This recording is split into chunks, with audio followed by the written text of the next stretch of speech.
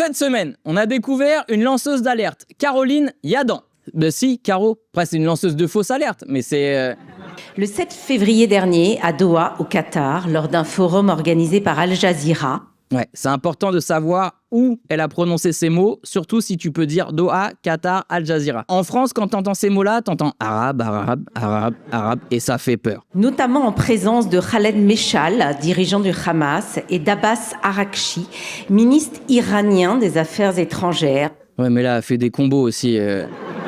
Hamas, iranien, c'est trop facile. Elle a mis tous les cheat codes. Normalement, là, elle a même plus besoin de citer la phrase qu'elle va dénoncer de Francesca Albanese. Dans la tête des gens, elle est déjà coupable. Hein. Tu mettrais le Père Noël derrière cette phrase, les gens se diraient, bah oui, mais avec sa longue barbe en même temps, non, ça doit être un islamo-salafiste, le gars, là.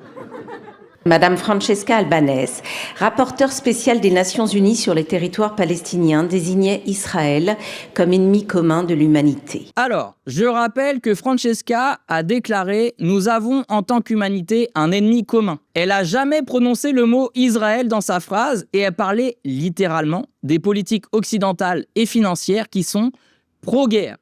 Donc, Caroline Yadan.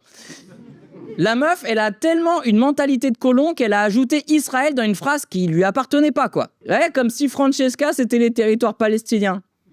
Caroline, tu peux pas coloniser les phrases des gens et après condamner et demander à les faire virer. Parce que c'est quoi la suite ? Détruire toute la phrase pour la reconstruire avec des mots à toi ? Pouvez-vous nous confirmer que la France va faire entendre sa voix afin que Madame Albanese soit déchue de tout mandat onusien avec effet immédiat ? Mais va plus loin, faut qu'elle soit déchue du droit de respirer le même air que nous. Viens, on lui crève les yeux, Caro, comme ça elle pourra plus témoigner de ce qu'elle voit aussi. Et mieux, on la viole, viens on la viole, comme dans les prisons israéliennes. Trop ? Bon.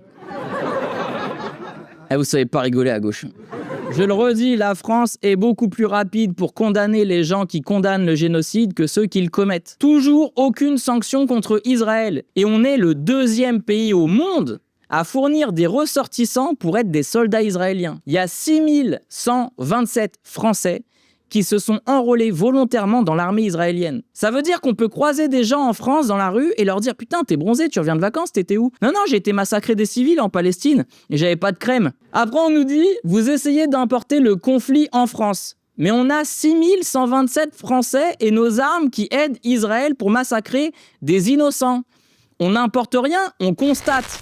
T'as kiffé ? Alors prends ta place pour mon spectacle ou la riposte, les liens sont dans ma bio.